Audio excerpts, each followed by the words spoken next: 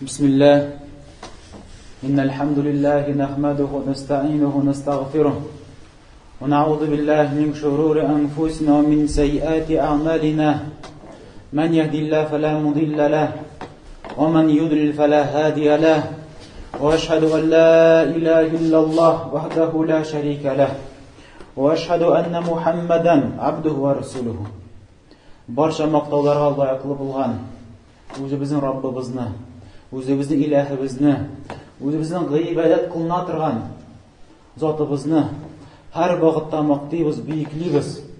Barcha g'iyobatlarimizni bir kimga ham bir narsaga ulush chiqarmisha, faqat Robbimizga topshiramiz, ona butun g'iyobatlarimizni bog'laymiz. Ham o'zimizning kimchiliklarimizdan, o'zimizning xatolarimizdan Alloh taoladan g'afur so'raymiz. Ham o'zimizning noshar ishlarimizdan, noshar niyatlarimizdan Alloh taolaga sig'inamiz. Ham agar Allohlar birasini haq yo'lga ko'ndirsa, uni hech kim adashtira olmas. Kimni Alloh taolo adashtirsa, uni bir kimda haq yo'lga ko'ndira olmas. Ham shahid beraman, loyiqli ravishda g'iybat qilarday hech bir loyiqli zot yo'q. Mar Alloh o'zini. Ham shahid beraman, chinliqda muhabbat degan kishi ol Alloh taolaning quli, payg'ambari uning ichisi. Ey qardoshlarım, Alloh taoladan qo'rqingiz. Ham bilingiz, har vaqtda Alloh taolo bizni kuzatuvchi. Alloh taolo bizni har vaqtda qarab turuvchi. Saqliq o'zimizning yuraklarimizni. O'zimizning yuraklarimiz sol yoqqa ketib adashuvdan bitta qo'rqiq. Ham yuraklarimizni saqliq. Eng saqlagan aybirdan da qatroq saqliq o'zimizning yuragimizni. Chinliqda bizning yuragimiz Allohning ikki barmoq orasida. Inchik tili shulay almashtira. Inchik tili shulay aylantira bizning yuraklarimizni. Ammo yurakning aylantiruvida sababchi o'zimiz bilamiz. Inchik sen qaraysan yuragingga, inchik yuragingni tarbiyalaysan. Alloh taolo shu yoqqani aylantira turgan bo'lacaq. Ham albatta yurakni saqlov kerak qardoshlar. Yurak buzilgancha uni saqlashga kerak. Ham yurak buzilar eshiklar orqali. Yurakka ilta turgan eshiklar bor. Nashul eshiklar orqali yurak buzila. Avul eshiklar bizning a'zolarimiz qardoshlar. Ko'z, quloq, til, qo'llar, oyoqlar. Nashul eshiklar orqali yurak shunda tuza. Yurak shunda buzila boshlaydi. Habit yurakni agarda saqlamasak, mana bu eshikdan buzuq ayblardan saqlamasak, mana shu vaqtda yuraklarimiz buzilib tuzilib ketadi. Ham shu eshiklarning birsin esga tushiramiz. Ol ko'z eshigi. Mana shu ko'z eshigidan biz o'zimizga ko'p ma'lumot olamiz. Sen ko'zing bilan ko'rasan, tafsirlaysan, ham ko'rgan aybingni yuragingga solib qo'yasan. Hamda albatta narsa sen ko'rasan. Narsa sen ko'rasan, agar sen xayrli ayblar ko'rsang, yuragingga yaxshi ta'sir etib, motor etib o'rnashacak yuragingga. Ammo agar sen noshar ayblarni ko'rsang, ham hamonda qorovulni davom etsang, ana shu vaqtda sen bu eshikdan yuragingga shiraq ayblar, noshar ayblar to'tirib qo'yasan. Hamondan so'ng yurakdan shiori o'yxaytlik og'ir bo'lacaq. Bir kirgan aybirni shiori og'ir bo'lacaq. Ayi kirtuv yengil, lekin uni shiori bik og'ir. Ham boshda kishi ko'z qarashi bilan qaraydi, haram bo'lgan ayblarga, ozod qilgan ayblarga ko'z qarashi bilan qaraydi. Undan so'ng qaragan aybirni fikrli boshlaydi, o'yli boshlaydi. Ondan so'ng o'ylag'ach, ulan tili boshlaydi. Anar tilagash, ulan o'zini olirga, men menga erisham deb tupli fikrga erisha, ondan so'ng bu aybirga tushacak. Annasadan boshlandi shu ko'z qarashidan. Ham shunga Alloh taolo mu'minlarga nasihat etib, Аларга хәерлек теләп, әмр итеп әйтә. Кул лил-муъминина яғудду мин абсарихим ва яхфазу фуружахум. Залика азка лахум инналлаха хабирун бима яснаун. Әйт мөмин ирләргә, алар үзләренең күзләрен төшерсеннәр. Харамнан, ярамаган әйбергә караудан күзләрен аска төшерсеннәр. Һәм үзләренең оят җирләрен сакласыннар. Менә бу аларга чистарак. Чынлыкта Аллаһ Тәала белә аларның кылган гамәлләрен. Алтыр дәвам итә. Ва кулил муъминати ягъдудна мин абсарихинна. Әйт хатын кызларга, мөминә хатын кызларга әйт, алар үзләренең күзләрен төшерсеннәр. Ва яхфазна фуружахунна. Һәм үзләренең оят җирләрен сакласыннар. Күзләрен төшерү, кардәшләрем, бу иратларга да кала, һәм хатын кызларга да кагыла. Әйтергә кирәк түгел. Иратлар, алар кызыга, хатын кызга, ул аларга кагыла, безгә кагылмый. Юк, яглашма мөслимә. Аллаһ Тәала моны күрсәтер өчен аерым мөминнәргә башта мөрәҗәгать итә. Аннары аерым хатын кызларга мөрәҗәгать итә. Гомуми түгел, мөминнәр күзләрен төшерегез дип. Менә шул вакытта әле хатын кыз ничек булса да хәйрә карала иде. Бу иратларга. Юк, бу хатын кыз сиңа да кагыла. Һәм Аллаһ Тәала моның нык эш икәнен күрсәтү өчен күп аятлар индерә. Шулардан: "Ва ясатумухунна мата'ан тас'алухунна мин варa'ил хиджаб. Залика атхару ликулубикум ва кулубихинна." Агада и мөминнәр, пәйгамбәрнең хатыннарыннан берәр хаҗәтегезне сорагыз хиҗаб аркылы, пәрдә аркылы. Бу сезнең өчен һәм аларның йөрәкләре өчен пакларак. Сезнең йөрәкләрегез һәм аларның йөрәкләре өчен бу чистарак һәм пакларак, яхшырак. Ибн Кәсир рахмаллаһ шул аятка тәфсир кылып әйтә: Аллаһ Тәала тыйды пәйгамбәребезнең хатыннарының өйләренә керергә һәм аларга карарга. Һәм агар да мөминнәрнең хаҗәтләре булган булса, пәйгамбәрнең хатыннарында һәмшәптә хаҗәтләр булды. Чөнки пәйгамбәрнең хатыннары алар пәйгамбәр белән яшәделәр. Һәм төннәрендә ничек алтыла гыйбадәт кылды. Гаиләсендә ничек муамәлә булды. Һәм башка шуны гыйлемгә мохтаҗ булдылар мусламаннар. Һәм пәйгамбәрнең хатыннарына килеп сорадылар. Пәйгамбәр саллаллаһу алейһи ва сәллям нән бер хадис безгә сөйләде. Пәйгамбәр саллаллаһу алейһи ва сәллям бу вакытта нәрсә эшләде, безгә хәбәр бирегез әле. Шушы ди һәм башка хаҗәтләр булса, Аллаһ Тәала әмр кыла, аларга карамыйча пәрдә аркылы сорагыз. Күзгә күз карап түгел, бергә калып түгел, бәлкем пәрдә аркылы. Ни өчен соң бу кирәк? Аллаһ Тәала сәбәбен дә әйтә. Бу сезнең өчен, сезнең йөрәкләрегез өчен, имин калсын өчен, һәм аларның йөрәкләре имин калсын өчен. Хәтта йөрәкләрегезгә кермәсен, шайтан котыртмасын һәм кызыктыртмасын. Чөнки Аллаһ Тәала шайтыр барлыкка китерде хатын кызларны. Ул иратларга бик тә фитнәле булган зат. Хәтта сезнең йөрәкләргә төшмәсен хатын кызның фитнәсе йөрәккә. Һәм шулай аларның йөрәкләренә төшмәсен. Карагыз, Аллаһ Тәала хәбәр бирә пәйгамбәрнең хатынлары турында. Кайсылары иң яхшы хатын кызлар җир өстендә. Сахабия хатын кызларның иң яхшылары. Ләкин мондый куркынычлык, фитнә куркынычлык аларга да яный. Янагана күрә шундый хөкемнәрен тизә Аллаһ Тәала. Һәм әлбәттә бу хөкем пәйгамбәр хатыннарына кагылмый. Барча мөмин мөселман хатын кызлары кагыла һәм барча мөмин ирләргә кагыла. Әгәр дә бу пәйгамбәрнең хатыннарына, шундый тақвалы, иманлы хатыннарга кагылгач, бу бигрәк тә алардан тыш булган мөминә хатыннарга бу әйбер кагыла.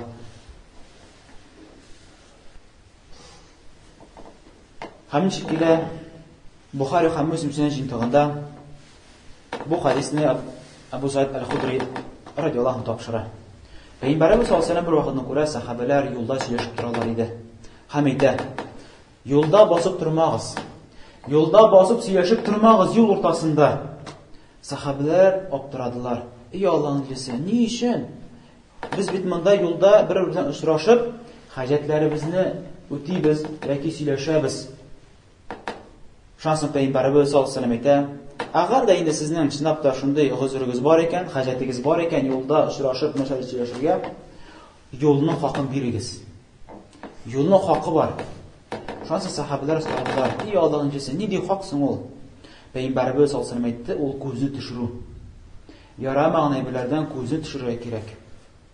Һәм агар да юлда сөйләшкән вакытта бер начарлыкны күрәсез икән, бузыклыкны күрәсез икән, туктату. Һәм сәламнәргә кайтару, сезгә сәлам бирәләр икән, сәламны кайтару, яхшылыкка өндәү һәм начарлыктан тыю. Менә 5 әйбер. Бу юлның хакы. Һәм шуның берсе игътибар итегез, ул күзне төшерү. Юлдан әлбәттә хатын-кызлар үтмичә тормый. Һәм агар да үтә торган булса, шул вакытта иратларга әмер ителде, һәм бу юлның хакларынан булып тора, күзләрне аска төшерү. Ничек Аллаһ Тәгалә әйтә: "Вала тaqrabu zina." Зинага бүрек якын килмәгез. Иннаху кана фахишатан ва са'a сабила. Шуннан зина кылу ул фахиш эш. Һәм бик тә начар юл. Карагыз, Аллаһның дине нинди? Нинди хикмәтле, нинди матур дин. Зинага якын килмәгез ди. Зинаны эшләүне түгел, бәлким якын килмәгез. Һәм зинага якын килү уже күздән башлана, кардәшләрем. Күздән. Бу беренче адым. Һәм агар да ират кеше бер ят хатынга караса, һәм күзе кире тартып алмаса, бу хатын кызга аның күзе төшә. Аннары теләге арта. Аннары ниятләнә. Аннан сөйләшә башлый, аралаша башлый, аннары туткалый башлый. Аннан барып җитә ул зинага. Һәм агар да син, кардәш, беренче юлны туктата алмасаң, авыракларын тагы туктата алмыйсың. Күзне төшерү нәрсә тора сиңа? Бер тормый. Агар да хатын үздә икән, икенче якка борылдың, бетте. Күздән шырдың, бетте. Бетте, ул хатын кыз матурына үтеп китә, синең йөрәгең чиста. Һәм әлхәмдә иркенлек белән йөрисең, ул хатын кыз урында уйламыйсың, Аллаһка белән гыйбәтләрең матур итеп үткәрәсең. Әмма агар да син күзеңне төшермәсәң, ул хатын кызга карасаң, анасы дәвамлы булса, ул күзең хатын кызга төшә, йөрәгеңә кирип утыра. Ана йөрәктән чыгарып ату бик авыр ул хатын кызны. Һәр вакыттан турда уйлый башлыйсың. Намазга басканда да намазга кирә башлый ул фикерләр. Анасың теләң артаның белән аралаша башлыйсың, һәм эшкә кергән саен сиңа авыррак аерылырга. Һәм шәттәм син үзеңне этәрәсең бик фитнәле эшләргә, һәм үзеңне шәттәм фитнәләндерәсең, имтихан кыласың. Һәм шуңа да Аллаһның хикмәтле дине алдан ук юлны бикләп куя. Алдан ук юлны бикләп куй, иркенләп йөрисең, һәм юл итеп йөрисең, һәм зинадан арыну, ирак булу сиңа авыр булмаячак. Ничек Җабир ибн Абдулладан килә, мин пәйгамбәрдән сорадым: "И Расулуллаһ, кинәт кенә карап китү турында." Һәм пәйгамбәрбез саллаллаху алейһи ва саллям миңа әмер итте, күзеңне төшер дип әйтте. Кинәт кенә карап китү ничә ул? Син борылдың һәм шунда кинәт кенә хатын кызны күрдең. Һәм бу беренче карау, ул синең яклы булачак, ягъни сиңа гынак булмаячагында, чөнки син үз теләң белән карамадың.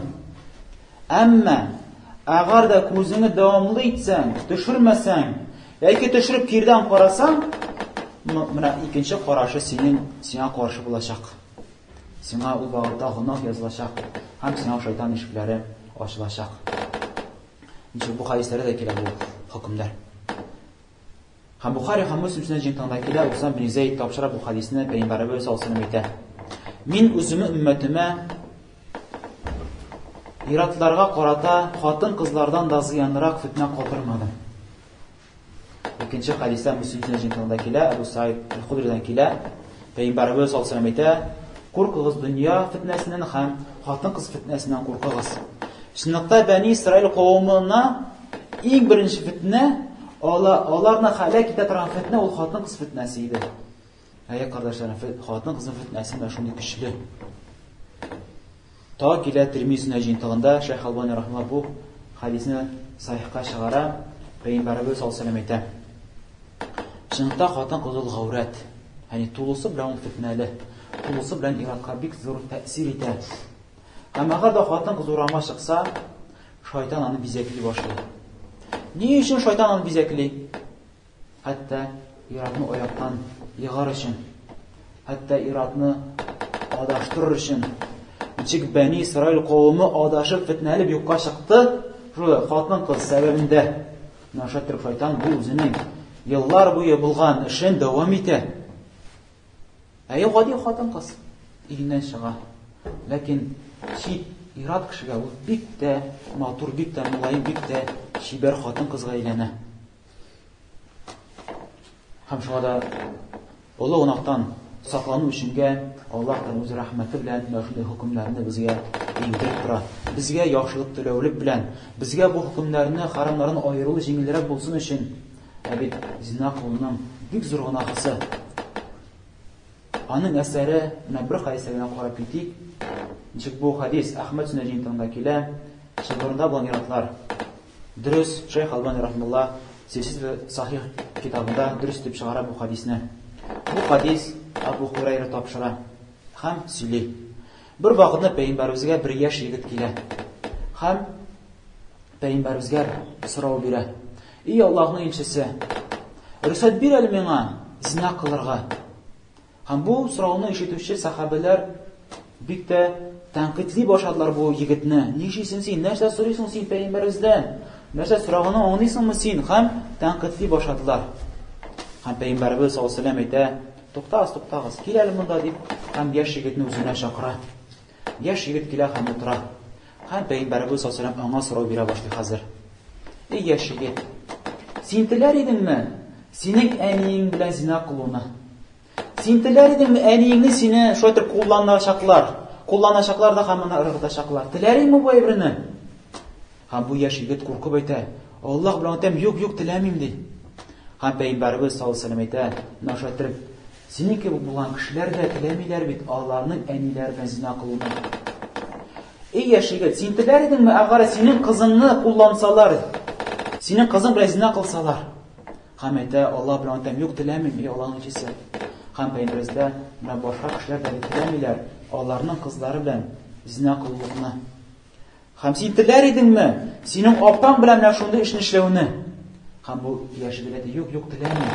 Һәм Пәйгамбәребездә нашатыр башка кешеләр дә теләмиләр бит ди аларның апалары белән, сеңлеләре белән шундый эшне эшләүне.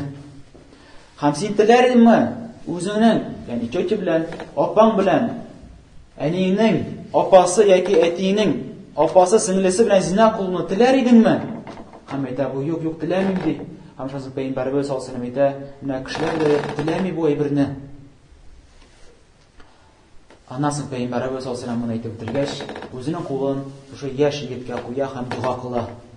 Аллаһумма гфир зәмбә. И Раббым, бу яшь егетнең гынаһын гафу кыл. Менә шундый начар фикер белән йөрүен гафу ит. Шундый нияткә керүне Раббым гафу ит. Оттахир калба һәм йөрәген чистарт. Менә зинаны теләүлек, хатын-кызларга караулык бу чиста йөрәкләрдән түгел. Һәм йөрәген чистарт дип әйтә Пәйгамбәребез. О хәссин фарҗа, һәм аның оят җирен сакла. Һәм шуннан соң бу хадис бетә, бу яшь егет бүтән мондый кабахат әйберләргә борылып карамады. Яни мондый әйберләрне уйламады. Субханаллаһ, карыйк Пәйгамбәребез рәхмәтлеге, безнең динебезнең хикмәтлеге һәм рәхмәтлеге. Без мөселманнар һәрбер кешегә хәерлек теләргә тиешбез. Ничек син үзеңә хәерлек телисең? Ничек син теләмисең? Үзеңнең әниең белән, кызың белән, апаң белән, сеңлең белән шундый кабахат эшләүне ничек теләмисең? Син башкаларга да теләмә. Һәм ерак бу эшләрдән, һәм инде сәбәпләрен дә кылып шушы белән ерак булудан. Алхамдулиллаһи раббил аламин. والعاقبة للمتقين ولا عدوان إلا على الظالمين وصلى الله على نبينا محمد وعلى آله وصحبه أجمعين. الله تعالى وقرنا في بيوتكن ولا تبرجن تبرج الجاهلية الأولى. Ey хатын кызлар, ey мөэминә хатын кызлар, үзләрегез өйләрегездә утырыгыз. Өйләрегездә беркелегез. Һәм күфрлек багытында булган җаһилият вакытында булган тәбәрруҗ кылып йөрмәгез. Тәбәрруҗ нәрсә ул? Ярым шара киену, үтә күрмәле киемнәр кию, исле майлар сыйду, иратлар белән сөйләшү, алар арасында йөрү, менә бу тәбәрруҗ дип атала. Бу ислам килгәнче күфрлек вакытында мөшрикә хатын-кызларның эшләре шушы иде. Алар шушындый кыяфәттә иделәр. Әмма хәрсез мөэминә булдыгыз бит. Мөслимә булдыгыз. Җаһилияттә булган, күфрлектә булган эшләрегезне кире кайтарып эшләмәгез. Пәйгамбәрбез саллаллаһу алейһи ва сәллям моның куркынычлыгын сөйләп хәбәр бирә. Хадис Муслимдә килә Абу Хурайрадан. Пәйгамбәрбез саллаллаһу алейһи ва сәллям әйтә: "Җәннәт әһленнән 2 төркем кеше бар. Әле мин аларны күрмәдем" ди. Шуның берсе, шундый кешеләр кулларында сыйрык койрыгына ашаган, кулларында тояк бар. Дубинка бар. Шушы дубинка белән кешеләрне кыйныйлар. Бу бер төркем кеше. Икенче төркем кеше, алар хатын-кызлар. Касиятун арият. Киенгәннәр дә, киенмәгәннәр дә. Ярым шара. Яки киенгәннәр, ләкин үтә күренмәле. Яки киенгәннәр сыланып тора.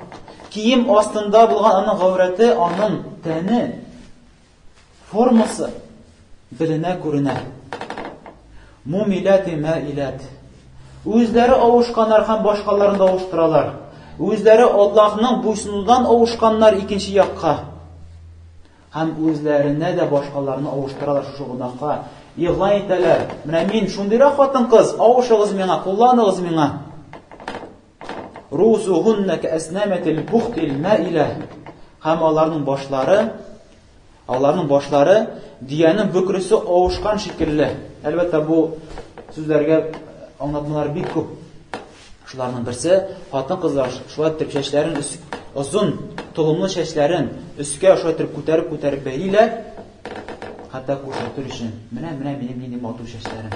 Менә минем нинди матур зиннәтле кыяфәтем менә шундыйрак" дип.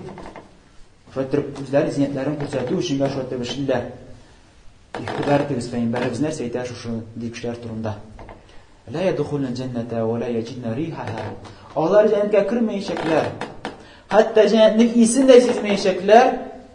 Бит җәннәтнең исе фәлән ираклыктан килә. Бу хадис безгә күрсәтә, хатын-кызның мәшәкать йөрүе ул олы гынахлардан. Кешене җәһәннәмгә алып керә торган эшләрдән. Һәм менә бу тәбәрруҗ, шундый ярым шара йөрүлек, бу шайтан максаты шушында да инде.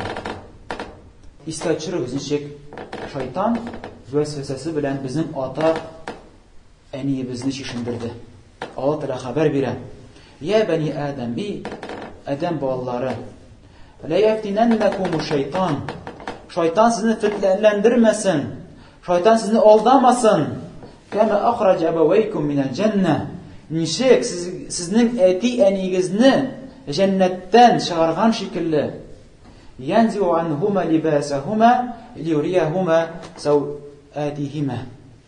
Һәм шайтан аларны алдап, аларның киемнәрен салдыртырды, хәтта аларның гавратларын күрер өчен. Кашан Адам белән Хава Алла Тәгалә тыйган җимешне ашагач, аларның гавратлары ачыла. Менә шайтан шуны теләде. Һәм хәзер шуны тели хатын-кызлардан. Һәм Аллаһ Тәгалә әйтә: "Я юхан набий, кул язваҗика ва банатика ва нисаил муъминин." Эй пәйгамбәр, әйт үзеңнең хатыннарыңа, үзеңнең кызларыңа, мөэминә хатын-кызларга: "Юднина алейхинна мин җалабибихинна." Алар үзләренең өсләренә киемнәрен капласыннар. Баштан алып аяк тубыкларына хәтле үзләренең киемнәрен капласыннар. "Залика адна ан юрафна." Бу аларга якынрак аларны танудан. Яни ничек танудан?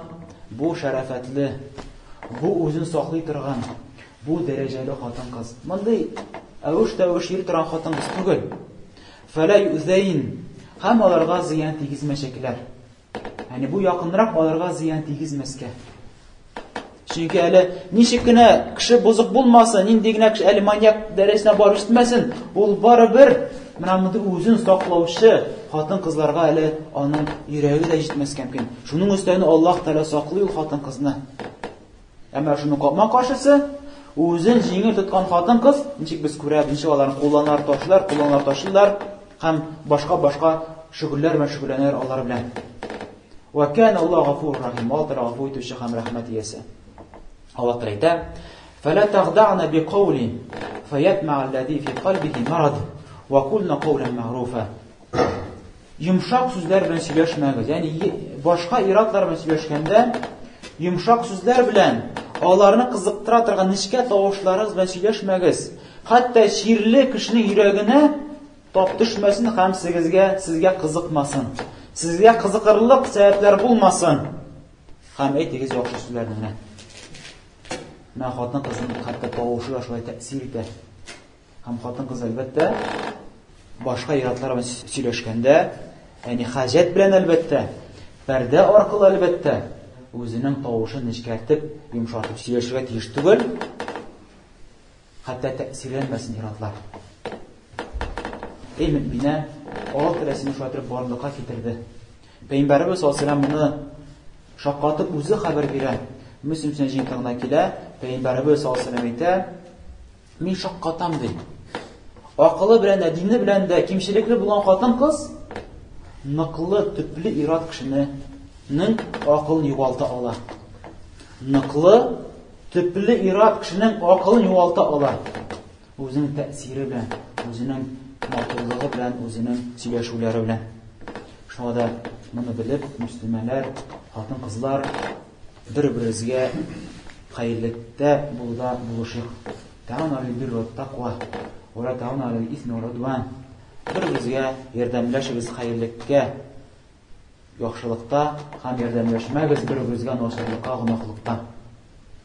Һәм хатын-кызның фитнәсе бик көчле булу сәбәпле Пәйгамбәрбез саллаллаһу алейһи ва сәллям хәтта иң шәрәфәтле булган гыйбадәтне дә Пәйгамбәрбез саллаллаһу алейһи ва сәллям әмер итә хатын-кызларга өйдә кылырга. Әйе, хатын-кызларга мәчеткә килү ул тыелмаган. Ничек бу Мөслим сөннәтчеләрендә килә Пәйгамбәрбез саллаллаһу алейһи ва сәллям әйтә: "Ибн Умардан үзегезнең хатын-кызларын тыймагыз мәчеткә килүдә. Мәчеткә килеп файда алуда, намаз укуда тыймагыз.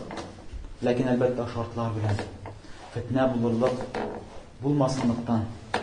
Һәм моның мәгънәсе тагын ныгытып хадис килә.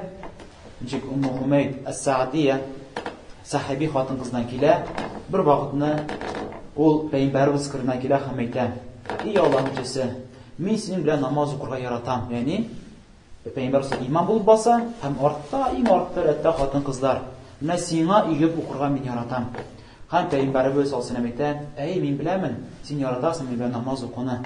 Ләкин өеңдә булган намаз синең өчен хәерлерәк. Һәм өеңдә булган, эштәге булган намаз ул тагы да хәерлерәк. Хәтта карагыз, өй ише, мәсәлән, ул 3-4 бүлмәле булса, һәм бу 3-4 бүлмәленең тагы да эштәрәк, тагы да капланыбрак булган бүлмәсе аның өчен тагы да хәерлерәк." Ничек безнең ислам динебез ничек тырыша хатын-кызны саклауда. Һәм шулай ук килә хадис Абу Усайд әл-Ансаридан. Шунлыкта ул ишетте Пәйгамбәрбез саллаллаһу алейһи ва сәллямнан шундый сүзләрне әйтүдән. Пәйгамбәрбез саллаллаһу алейһи ва сәллям шул вакытта мәчеттән чыга иде. Һәм ул күрде, хатын-кызлар һәм иратлар бергә җыелышкан хәлне күрде. Сахаби иратлар, сахаби хатын-кызлар бер җирдә ирешеп торганны күрде. Ягъни иратлар да чыга мәчеттән һәм хатын-кызлар да. Менә шундый хәлне күрде. Һәм Пәйгамбәрбез саллаллаһу алейһи ва сәллямгә бу әйбер бик тә авыр булды. Һәм әйтте: "Хатын-кызларга сез артта калыгыз, артта калыгыз." Артта калырга буйырды. Һәм әйтә: "И хатын-кызлар, сезнең юлыгыз юл чите." Һәм әлбәттә, ничек бу хәйсәдә килә һәм башка хәйсәдә килә әсәрләр, сахабият хатын-кызлары, алар юл уртасыннан бармаганнар, юл кырыйнан барганнар. Һәм юл кырыйнан барганда өйләрнең кыймаларына хәтта күлмәкләре тияләр иде. Һәм күлмәкләрен эләктертәләр иде. Кыймадагы булган эләктергечләргә яки кадакка яки башка шундый булган әйберләргә. Бу инде сахибият хатын-кызларның хәлләре шундый булды. Һәм әлбәттә бу безнең пәйгамбәребезнең шариатына диндә генә түгел, бәлки безгә хәле булган пәйгамбәрләр дә шушы әйбер булды. Карагыз, Аллаһ Тәгалә Муса турында хәбәр бирә. Муса алейһиссалам качан Мисырдан качып чыккач, ул бара һәм бер кавымга барып җитә. Һәм бер кавымга барып җиткәч, күрә кое. Һәм кое тирәсендә ир-атлар йөрешеп тора, үзләре хайваннарына су биреп эчертәләр.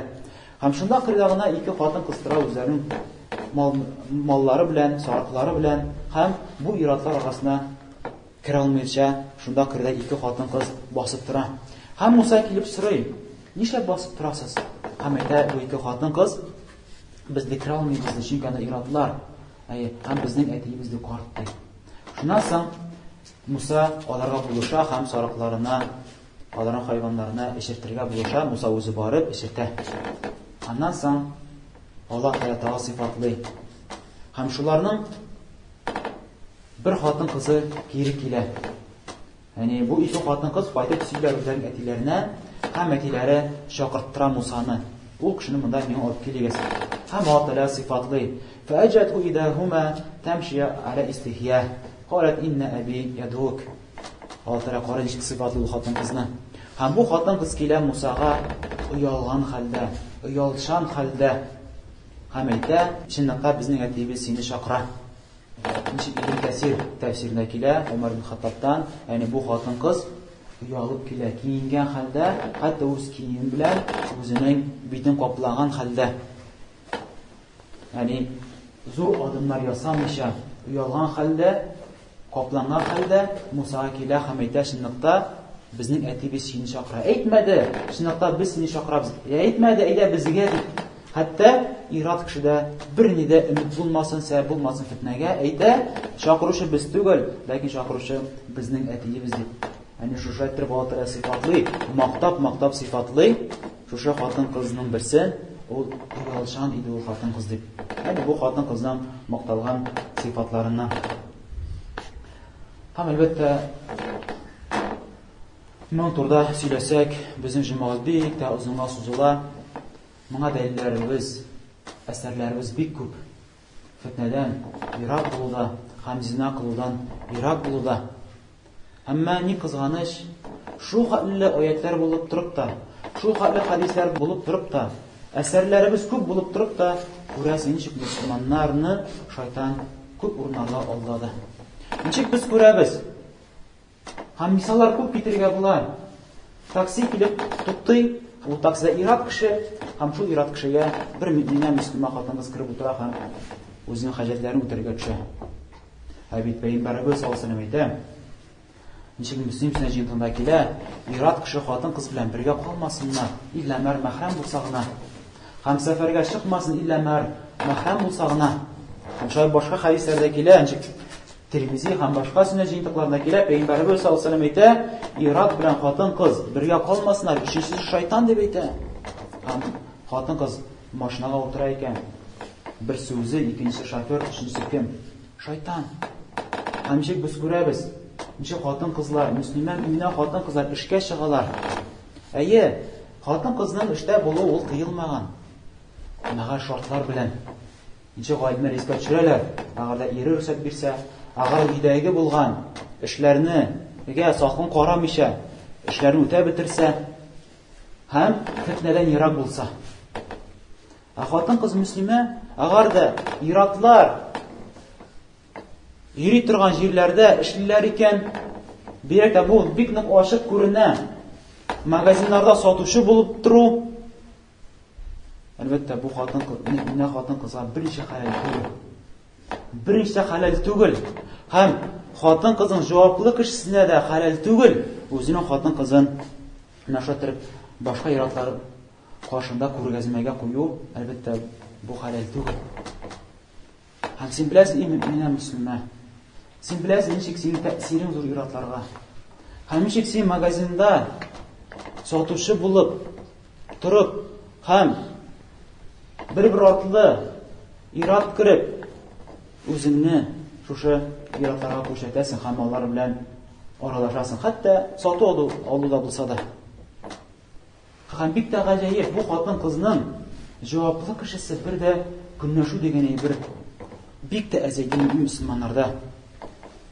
Ничек хадис килә Бухари һәм Муслим җинтигендә хәбәр таралды, ничек Саъд ибн Убада дигән бер сахаби шундый сүзләрне әйткән.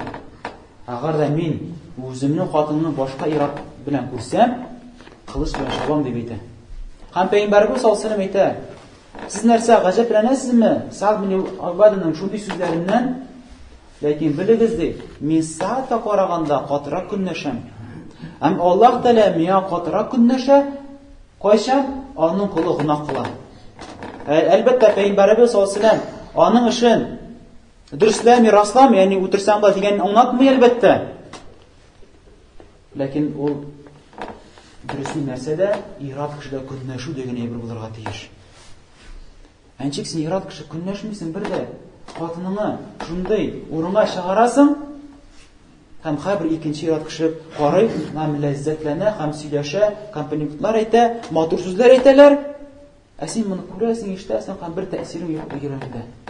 Кая синең көнләшүең? Кая синең көнләшүең гынахта?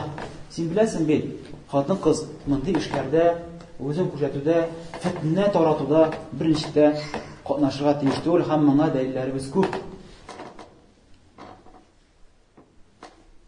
Әлбәттә көнләшү дигәч, тиккә кешене битәрләү түгел, төрле яла ягып, аны битәрләп, аны җафалап түгел, бу көнләшү турында сүз бармый. Әмма көнләшү ул хатынының гынахлар кылганда көнләшәсең. Эх, минем хатыным ник шундый гынахлар кыла? Аллаһның газабын ала бит. Аллаһның җәзасына төшә бит. Менә көнләшә башлый. Көнләшә гынах кылуда. Шу адам менә бу хәйстәдә, без карап килгән хәйстәдә шушы мәгънәдә. Аллаһ Тәгалә иң каты көнләшүче.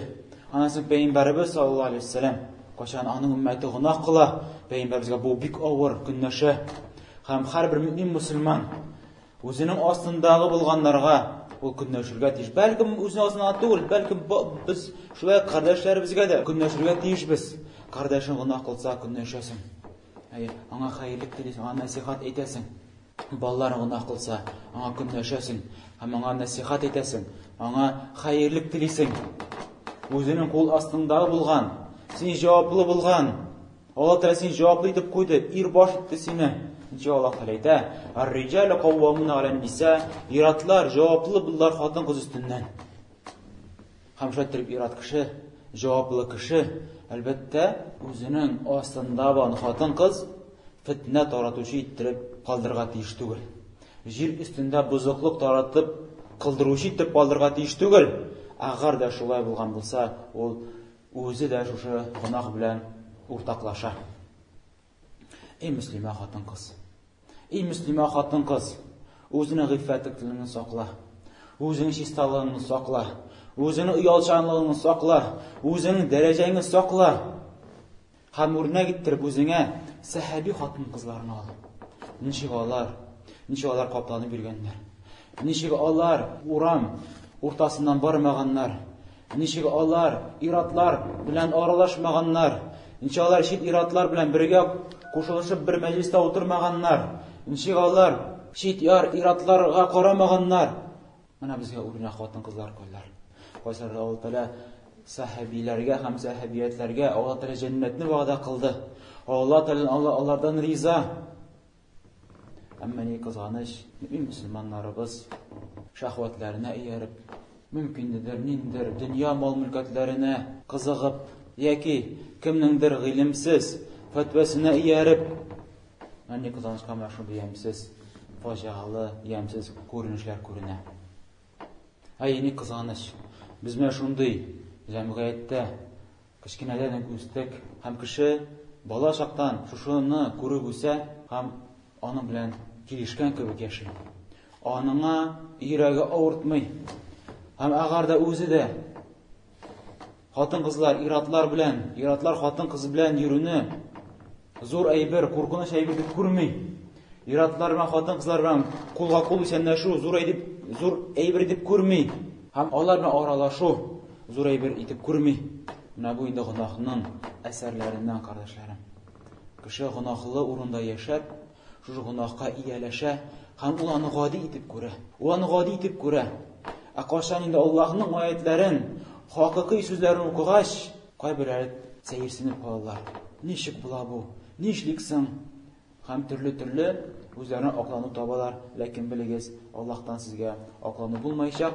Әгәр дә һаманда җир өстендә бозыклыклар йөртә торган булсагыз, һәм үзегезне, һәм башкаларны фитнәләндерсәгез. Һәм хатын-кыз, әгәр дә һәр вакытта иратлар белән аралашса, шул ук магазинны ал. Әгәр дә иратлар кирип, һәр вакытта иратлар белән очрашса, һәр вакытта иратларны күрсә, алыш-бирештә һәр вакытта алар белән аралашса, һәм Аллаһ сакасын икенче сүзләргә дә кирип китә торган булса, менә шунда хатын-кызның йөрәгеннән китә башлый ялчанлыгы, йөрәгеннән китә башлый гыйффәтлеге, йөрәгеннән сүнә башлый аның иманы. Һәм ни кызганыч, мондый дөнья эшләренә түгел, бәлки дин эшләренә дә мусламаннар шушы итеп хатын-кыздан ират белән буталыштылар. Ничек без күрәбез, мәчетләрдә булсынмы, яки башка оешмаларда булсынмы, собрание үткәрәләр. Һәм шунда ират белән хатын-кыз бергә, яки араларында пәрдә юк, яки мәҗлесләр үткәрелә, ашлар үткәрелә. Бер бүлмә эчендә утыралар хатын-кызлар һәм иратлар, чәй эчеп ашап утыралар. Хәтта хаҗ вакытында да таваф кылганда хатын-кыз ишкә кирип китә, иратларның ортасына кирип китә, таваф кылам дип, кара ташны тоткалыйм дип, үбәм дип. Мондый әйбер хәл түгел я хатын-кызлар. Пәйгамбәрнең сахабият хатын-кызлары төнне таваф кылалар иде, һәм иң читтән таваф кылалар иде. Ләкин безнең хәзерге заманда булган хатын-кызлар, иратлар күрсәтеп тора, ничек аларда гыйлем түбән, ничек аларда динлек, Аллаһтан куркулык түбән, ничек аларда уялчанлык дигән сыйфаты бик түбән.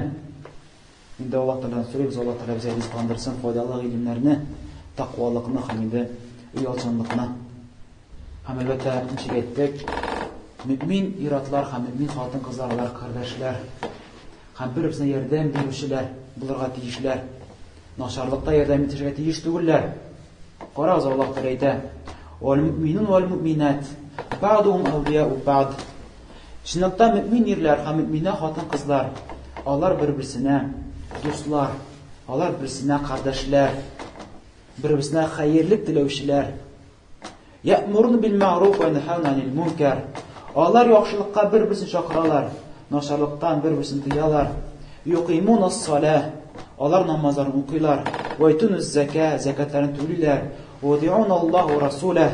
Аллаһ Тәгалә һәм аның расулына буйсыналар. Улайка сайархамухумуллаһ. Инналлаһ азизун хаким. Менә мондыйларны Аллаһ Тәгалә үз рәхмәтенә кертәчәк. Чыннан Аллаһ Тәгалә бөек зат һәм хикмәт иясе. Вa'адаллаһу ал-муъминина вал-муъминат. Менә мондый мөминә ирләргә һәм мөминә хатын-кызларга Аллаһ Тәгалә вәгъдә кылды. Җәннәтин тәҗри мин тахтиһа ал-анһар. Җәннәтне, ул җәннәт астарыннан елгалар ага, халид фиһа, аларның мәңгелеккә калалар. Ва масакин тайба мин җәннәтин адн.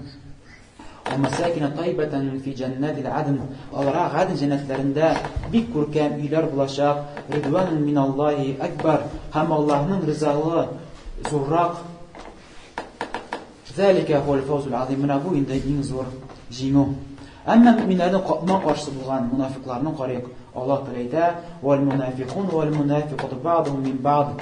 Шунда мунафик ирләр һәм мунафик хатын-кызлар, менә алар бер-берсенә дуслар. Ya'muruna bil munkar. Үз бер-берсенә начарлыкка чакыралар. Ва янхауна 'анил ма'руф. Һәм яхшылыктан бер-берсен тыялар. Ва ябдун айдияхум. Һәм үзләрен кулларын садакадан тыялар. Насуллаһу фанасияхум. Аллаһ Тәгаләне оныттылар һәм аларны да онытты. Иннал мунафиқина хумул фасиқун. Шунда мунафиклар алар бузыклык кылучылар. Һәм мөмин мусламаннар, алар һәр вакытта да мөмин ирләр һәм мөмин хатын-кызлар, алар бер-берсенә хәерлектә, изгелектә ярдәмләшергә тиешләр. Әмма бузыклыкта ярдәмләшү, бер кардәшне икенче кардәшкә фитнә кертү бер-берсенә, әлбәттә, мондый белән ирак булырга тиеш. Һәм Аллаһ Тәгалә моны кизәтеп әйтә: "Ва ла тусиду фил арди бa'да ислаһиһа." җир төзекләнгәннән соң бузыклыклар кылып йөрмәгез. Инна лазина фатанул му'минина вал му'минат thumma lam yatubu falahum azabу jahannam ва лахум азабул хариq. Шунлыкта мөмин хатын-кызларны һәм мөмин ир-атларны фитнәләндерүчеләр һәм тәүбә китермәүчеләр фитнәләндергәннән соң, фитнә таратканнан соң аларга җәһәннәм газабы һәм аларга яндыручы азап булачак. Алар әйтә: "Инна ла юхиббуна ан ташгha al-fahshatu fil ladina amanu lahum azabun alimun fid dunya wal akhirah." Башундый кешеләр, алар мөминнәр арасында телиләр, яраталар фахишәлекне таратырга. Менә буларга дөньяда һәм ахирәттә Аллаһның рәнҗеткече газабы булачак. Шуңа кардәшләрем, беренче булып үзебезгә насихат итик. Үзебезне карыйк, күзләребезне төшерик һәм фахишлектән, фахишлеккә илтә юллардан ерак булыйк. Аннан соң үзебезнең хатын-кызларыбыз булса, үзебезнең хатыннарыбыз, апаларыбыз, сеңлеләребез, кызларыбыз, аларны саклыйк. Аларга өйрәтик Аллаһның хөкемнәрен һәм аларны чыгармыйк тышка бузыклык таратуда. Әгәр дә син и вали, җаваплы кеше хатын-кыздан, әгәр дә син моңа күз йомасың икән һәм моңа рөхсәт бирәсең икән, синең хатының яки апаң сеңлең тышка чыгып шайтырып башкаларны фитнәләндерүдә, әгәр дә моңа риза буласың икән, син шушы аятларга керә торган буласың, җир өстенә бузыклыклар таратучылардан буласың. Инде Аллаһ Тәгалә безне мондый әфтәдән, мондый бузыклыклардан Аллаһ Тәгалә безне сакласын. Инде Аллаһ Тәгалә сорыйбыз, Аллаһ Тәгалә безнең кимчелекләребезне, гөнаһларыбызны гафу кылсын һәм безнең дуага мохтаҗ булып ятучы мин мөселман кардәшләрнең гөнаһларын гафу кылсын, каберләрен иркен кылсын, һәм җәннәткә чыгышырга Аллаһ Тәгалә безгә насыйп эйләсен. Раббана атина фид дунья хасана ва фил ахирати хасана ва кина азабан нар. Акимис салат.